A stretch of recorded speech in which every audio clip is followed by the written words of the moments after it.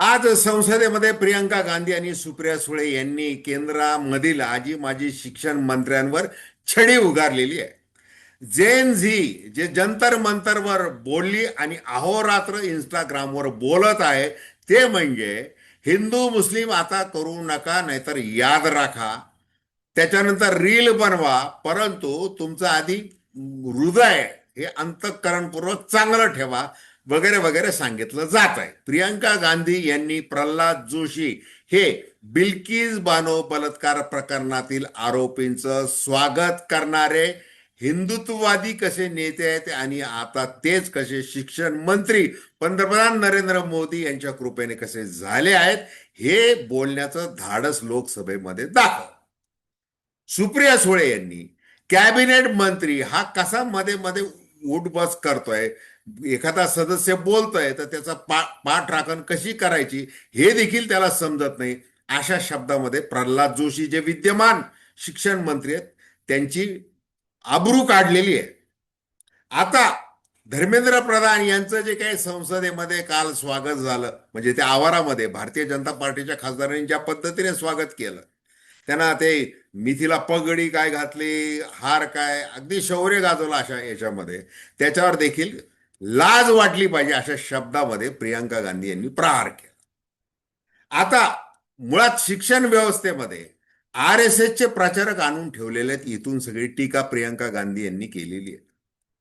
जेन झीचा देखील तोच राग आहे.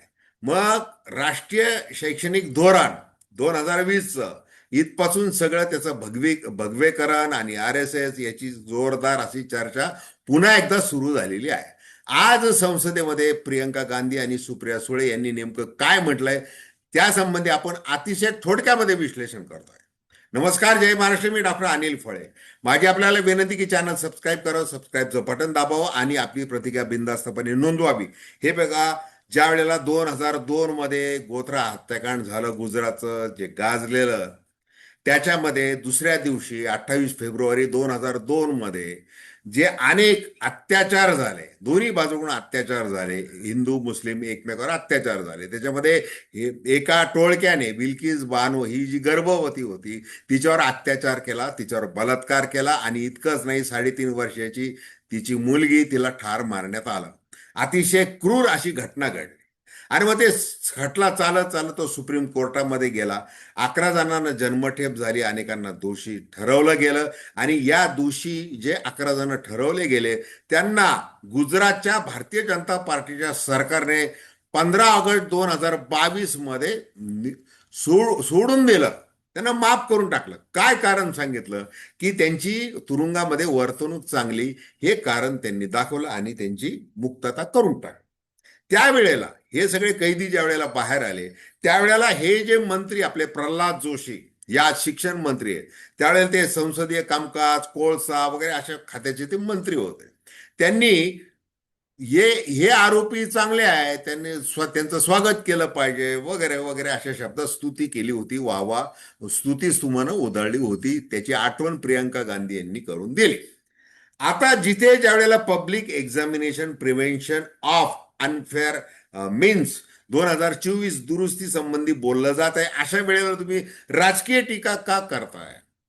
मग ओम प्रकाश बिर्ला हे अध्यक्ष म्हणून तिथं होते. त्यांनी सांगितलं की तुम्हाला केंद्रीय मंत्र्यावर जर टीका करायची तर तुम्ही आधी पूर्व सूचना दिली पाहिजे, तशी तुम्ही ती दिलेली नाही. आणि मग प्रल्हाद जोशी यांचं रक्त खवळलं नसतं तरच नवल, ते खवळले आहेत. पण त्यांनी सांगितलं की कोणत्या कलमान्वये तुम्हाला बोलता येणार नाही वगैरे असं ते बोललेत. आणि मग प्रियंका गांधी यांनी हसत हसत जो काही त्यांची मजा घेतली की सत्य बोलल्यानंतर किती झोंबलं जाऊ शकतं, देहबोली कशी बोलायला लागते ते त्यांनी दाखवून दिलं. आणि शेवटी मग नियमानुसार, कामकाजानुसार ते जे बोलणं केलं प्रियंका गांधींनी, ते कामकाज त्या इतिवृत्तातून ते काढून टाकण्याचा आदेश बिर्ला यांनी दिला. तो प्रियंका गांधी यांनी देखील तो मान्य केला. आता प्रियंका गांधी यांनी प्रधान आणि जोशी यांच्यावर छडी उगारली. आता सुप्रिया सुळे उत्कृष्ट संसदपटू म्हणून अनेकदा त्यांना पुरस्कार मिळालेला आहे आणि त्या आहेत, परदेशात शिकलेल्या आहेत, इंग्लिशवर प्रभुत्व आहे आणि नेमकं कशा पद्धतीने एक परिपक्वता किंवा प्रगल्भता दाखवायची असते त्या पद्धतीने ते बरोबर संसदेमध्ये दाखवतात. आज त्यांनी तेच केलं. म्हणजे ती अहिरे जी पोलिसांची व्हॅन जिने थांबवली ती मुलगी असेल किंवा ज्यांनी आत्महत्या केलेल्या आहेत महाराष्ट्रामध्ये किंवा पूर्ण भारतामध्ये, त्या मुलांनी काय तुमचं घोडं मारलेलं आहे, त्या वेदना ज्या आहेत आणि परीक्षा लीक वगैरे हे सगळं जे आपण ज्याच्यावर चर्चा करतोय, त्या परिस्थितीमध्ये आपण कसं वागलं पाहिजे. मग प्रल्हाद जोशी ज्या वेळेला कर्नाटक बंगळुरू दक्षिणचे खासदार भारतीय जनता पार्टीचे, ते देखील उत्कृष्ट वाक्पटू आहे. मग ते बोलत होते आणि ते त्यांची वेळ संपल्यानंतर पुन्हा 5 मिनिट 2 मिनिट असं करून ते वाढवत होते आणि त्यांना ते राजकीय टीका करायची होती आणि अतिशय चांगल्या प्रकारे ते इंडिया आघाडीवर तुटून पडले होते. मग त्यांनी तसं तुटून पडावं, मग त्यांना टाळ्या खाऊ त्यांना राजकीय भाष्य करता यावं यासाठी मध्ये मध्ये सभापतींना डिक्टेशन द्यायला लागले ते प्रल्हाद जोशी. मग सुप्रिया सुळे असं म्हणाल्या, मी 20 वर्ष संसदेमध्ये आहे, कॅबिनेट दर्जाचा मंत्री हा अशा पद्धतीने पोरकटपणा करतोय ते काही शोभणारं नाहीये. प्रल्हाद जोशी जरा काळजी घ्या, असं त्यांनी ठणकावून सांगितलं. तर हे असं चाललेलं आहे. आता JNZची जी दहशत आहे, त्यांच्या भाषेची दहशत आहे, त्यांच्या विचारांची दहशत आहे, त्यांच्या भावनांची दहशत आहे आणि मग ते जे मुद्दे उचलतात आहेत त्यांच्या पद्धतीने सोशल मीडियावर, ते त्याचा सगळा म्हणजे प्रभाव हा संसदेतल्या प्रत्येक खासदारावर दिसून येतोय. देहबोलीमधून दिसून येतोय, आपले जे काय वक्तव्य करतोय त्याच्यामधून दिसून येतोय.